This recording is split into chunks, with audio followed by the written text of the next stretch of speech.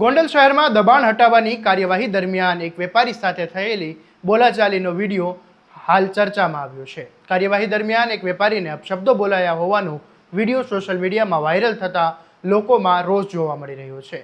રસ્તા પર દબાણો હટાવવાની કામગીરી દરમિયાન આખરે એવી શું સ્થિતિ સર્જાઈ કે હવે સમગ્ર ઘટનાને લઈને ગોંડલમાં નવા સવાલો ઊભા થયા છે। શું છે સમગ્ર મામલો, આવો વિગતે વાત કરીએ આ અહેવાલમાં। નમસ્કાર, હું છું આસિફ કાદરી અને સ્વમાન સાથે તમારું સ્વાગત છે। રાજકોટ જિલ્લાના ગોંડલ શહેરમાં ટ્રાફિકની સમસ્યા અને રસ્તા ઉપર વધતા દબાણને લઈને નગરપાલિકા અને પોલીસ તંત્ર દ્વારા સંયુક્ત દબાણ હટાવવાની ઝુંબેશ હાથ ધરવામાં આવી હતી। આ ઝુંબેશ હેઠળ શહેરના શાક માર્કેટ, માંડવી ચોક, નાની બજાર અને ગુંદાળા શેરી સહિતના વિસ્તારોમાં દુકાન અને રસ્તા પર કરવામાં આવેલા દબાણો દૂર કરવામાં આવ્યા હતા। નગરપાલિકાના ચીફ ઓફિસર અશ્વિન વ્યાસ, ઉપપ્રમુખ મનીષ રૈયાણી, કારોબારી ચેરમેન રાજેન્દ્રસિંહ જાડેજા તેમજ પોલીસ વિભાગના અધિકારીઓ અને કર્મચારીઓની હાજરીમાં આ સમગ્ર કાર્યવાહી હાથ ધરવામાં આવી હતી। શાક માર્કેટમાં વેપારીઓ દ્વારા થડા આગળ રાખવામાં આવેલી રેકડીઓ, પાથરણા અને સામાન હટાવવામાં આવ્યો હતો, જ્યારે નાની બજારમાં દુકાનો બહાર રાખવામાં આવેલા હોર્ડિંગ્સ અને છાપરા પણ દૂર કરાવવામાં આવ્યા હતા। ગુંદાળા શેરીમાં પણ દુકાનોની બહારના દબાણો હટાવવાની કાર્યવાહી કરવામાં આવી હતી અને પાલિકાના જણાવ્યા પ્રમાણે દબાણોના કારણે રસ્તા પર સાંકડા બની જતા હોય છે અને ટ્રાફિક જામની સમસ્યા સર્જાય છે।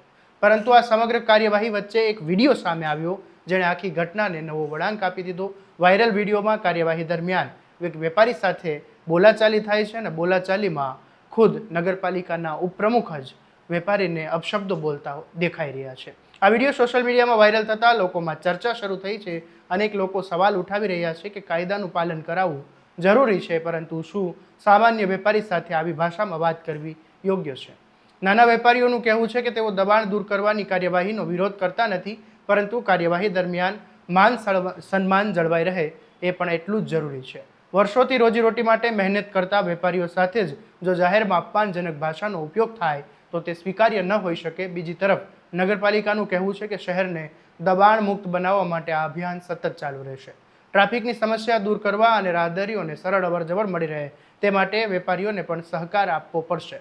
પરંતુ હવે આ સમગ્ર ઘટનામાં ચર્ચાનો વિષય માત્ર દબાણ હટાવવાની કાર્યવાહી નથી રહ્યો।